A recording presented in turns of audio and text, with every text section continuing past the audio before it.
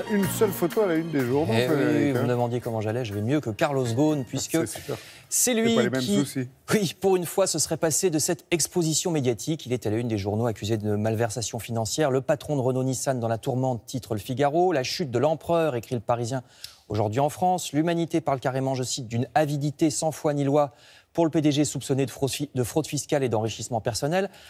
Voyez encore Libération qui, de son côté, lui décerne un 0 de conduite, ou bien Les Échos qui parlent d'une icône déboulonnée, icône parce qu'il a fait l'objet, par Carlos Ghosn, comme c'est un des patrons les plus connus, en France comme au Japon, il a fait l'objet même de mangas, voyez, des bandes dessinées japonaises à sa gloire, comme celle-ci que montre Le Figaro, les Japonais le considérant comme le sauveur de Nissan, jadis en difficulté.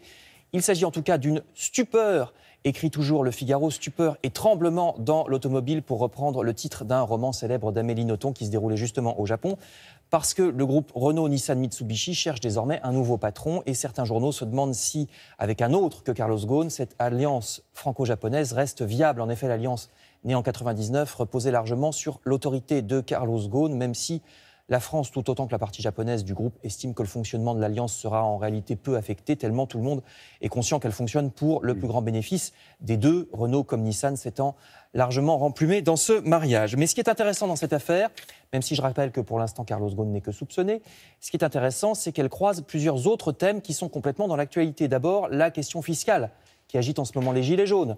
On sait depuis longtemps que même en dehors de toute fraude, quand vous êtes une puissante multinationale ou un riche personnage, eh bien vous arrivez à vous débrouiller pour payer moins d'impôts que les classes moyennes. L'Humanité rappelle combien la lutte contre la fraude fiscale est insuffisante. En France, cette fraude fiscale représente 100 milliards d'euros par an. 100 milliards, c'est davantage que notre déficit public, donc de l'argent. Il y en a, dit l'Humanité. Si le gouvernement se donnait la peine de vouloir le chercher, c'est même facile, estime le Parti communiste. Par exemple, avec les déclarations de TVA des entreprises, on connaît parfaitement ce que gagnent des multinationales comme McDo ou Starbucks en France. Eh ben, on pourrait les imposer de manière forfaitaire en calculant proportionnellement leurs revenus par rapport à leur déclaration de TVA. C'est très simple. Mais on ne le fait pas.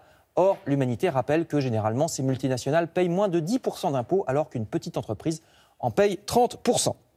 Et puis cette affaire Ghosn, c'est aussi l'automobile et donc la pollution. Ça aussi, c'est un sujet central en ce moment, avec l'affaire des Gilets jaunes. Opportunément, Le Figaro nous apprend donc que les maladies pulmonaires sont sous-estimées, comme probablement la BPCO, la bronchopneumopathie chronique obstructive, provoquée par le tabac et la pollution, 17 000 morts par an en France. Et pourtant, la lutte contre la pollution automobile ne semble pas une priorité du gouvernement. Le Canard enchaîné remarque, par exemple, que malgré les cris d'alarme des médecins, malgré aussi pas moins de 7 avis défavorables, la construction d'une nouvelle autoroute autour de Strasbourg continue en ce moment. Ça s'appelle le Grand Contournement Ouest de Strasbourg, projet qui date des années 70, l'époque du tout bagnole, pour lequel une forêt est en train d'être rasée en ce moment même près de Strasbourg. Ceux qui protestent sont gazés, évacués par les gendarmes.